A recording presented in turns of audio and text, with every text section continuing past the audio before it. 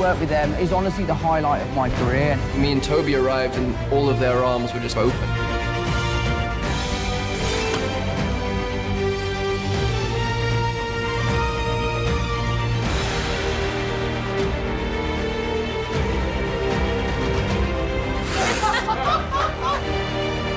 I had butterflies with Tobey and Andrew, hoping they would sign up.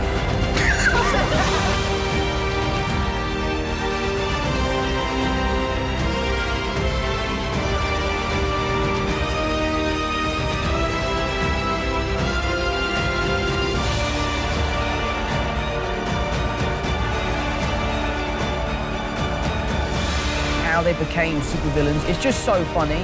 I fell into a super collider. Gotta be careful when you fall.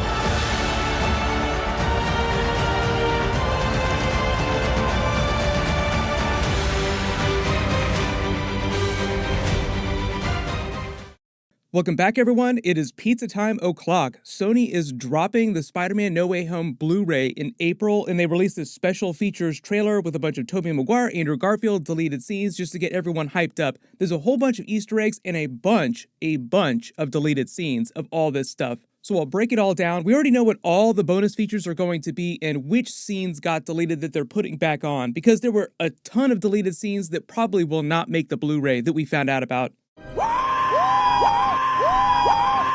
A lot of Tobey Maguire, Andrew Garfield, and Matt Murdock Daredevil. As you can see, obviously they put a little bit of Matt Murdock Daredevil in here. They're finally using the three Spideys to promote the movie. Wondered how long they were going to wait on that.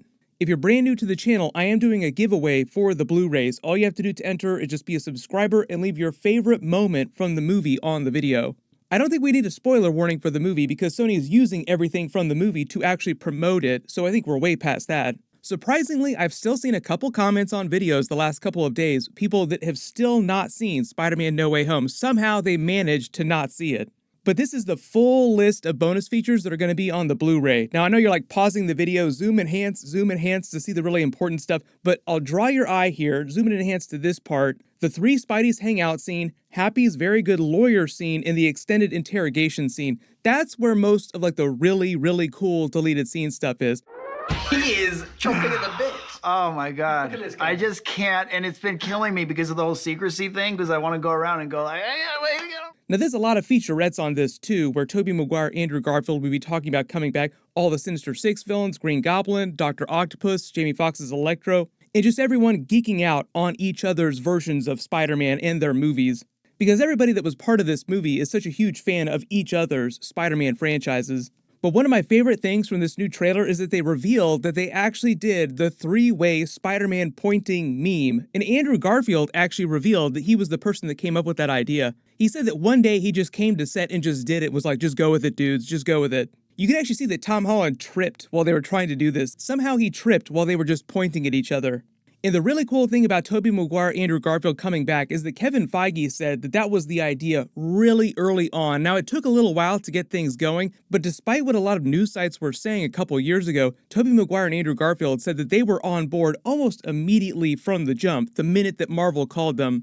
Revisiting, you know, what was part of my history and getting a chance to like come together and a way to revisit and just to get back into that. And I don't want to say like close the chapter, but revisit and have certain resolutions and just join in this like loving creative spirit. The only questions that most of them had when they were signing on were what was the script going to be, what were the scenes actually going to look like. But it was around December 2019 when they had signed on to the movie, so more than 2 years ago at this point. I can't remember exactly when I posted my first Tobey Maguire Andrew Garfield video, but for the longest time during 2020, there were just rumors that Tobey Maguire was waiting to sign on to the film. Turns out, nope. Turns out he signed on December 2019, just like Andrew Garfield.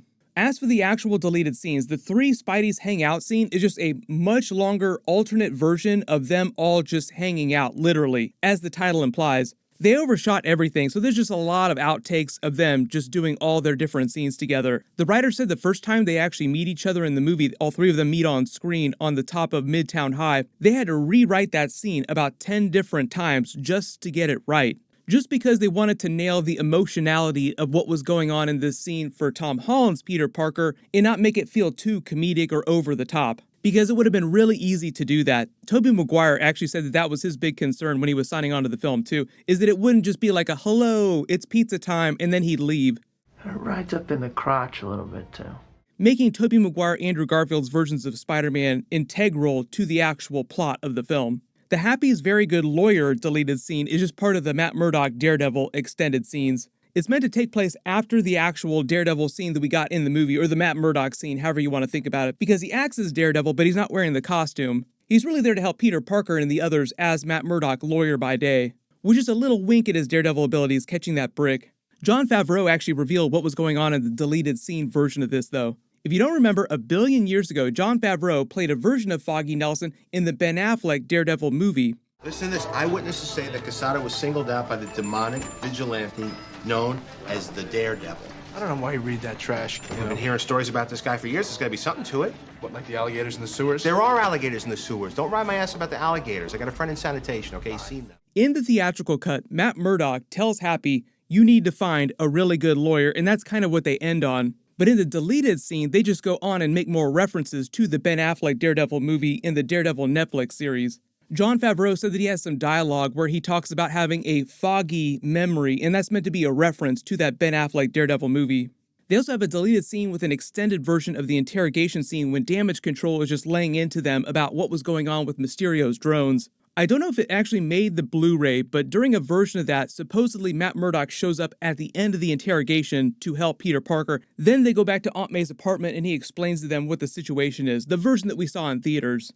Some of the deleted scenes that did not make the Blu-ray, just looking at the titles of some of these, are the alternate ending that they did for Tobey Maguire and Andrew Garfield's characters. The writers also explained that they plotted out endings for each of their characters that were a little bit different, so in the theatrical cut, the spell sends them back to their original universes. There's been a lot of argument as to whether or not they would remember Tom Holland's Peter Parker. They would definitely remember the multiverse and working with another version of Spider-Man, but because Doctor Strange's spell was meant to erase everyone's memory of Peter Parker, there's now a lot of question as to how they're going to handle that during Spider-Man 4 when they get to that next movie. Especially when Tobey Maguire and Andrew Garfield come back in other future Spider-Man movies, because separately both of them did say that they would be coming back eventually. But what was going to happen is that they were going to actually do legit post-credit scenes for Tobey Maguire and Andrew Garfield. And during those, they were just going to show you in their own universes what was going on with them next in their continuing storyline into the future. Like, a lot of people have been calling for them to make Amazing Spider-Man 3 now because Andrew Garfield was so amazing during the movie. Like, how can you not do Amazing Spider-Man 3 now? His whole arc in the film was sort of getting over Gwen Stacy's death, more fully embracing the role of friendly neighborhood Spider-Man that Gwen Stacy wanted him to be, as he said. Which is kind of what's happening to Tom Holland's Peter Parker in the MCU right now. He's becoming the more friendly neighborhood Spider-Man version of the character. I've already talked about all the Andrew Garfield Morbius Easter eggs. During The Amazing Spider-Man 2, at that time, Sony was also setting up a bunch of other spin-offs. There were a bunch of Morbius Easter eggs, Venom Easter eggs. They were going to do versions of all those characters in Andrew Garfield's universe of movies. So now that they bridged all the different movies using the multiverse, it's a lot easier to bring those actors back, Tobey Maguire, Andrew Garfield, for some of the other extended current Sony films right now. There's just a lot more opportunities where they could take Andrew Garfield's Spider-Man in the future of all these movies. As for Tobey Maguire, he has his own version of a movie that almost was, but it was Spider-Man 4 in his case. We actually know a lot about what the plot of that movie was going to be. Vulture was going to be the main villain. What would have happened when he went back is they would have just teased more about what's going on with him currently in his universe. The way he explained it is that he did have a family, like it was a little harder, but he eventually made it work, as he explains to him. He didn't say that he had a daughter with her yet, but they could do the Mayday Parker character from the comics through Tobey Maguire's character. Mayday Parker is his daughter that then gets his Spider-Man powers and becomes a version of Spider-Man herself in the future. Tobey Maguire also said that when he signed on for the film, he specifically asked the writers of the movie not to get in too deep as to what happened to his character after the events of Spider-Man 3. Like, don't give away all that Spider-Man 4 story or what happened in between those movies. Mostly now because they have the opportunity to tell that in other future Sony Spider-Man films. Like, don't give away the milk for free because then people won't buy the cow. People won't buy those movie tickets if they already know what the story is.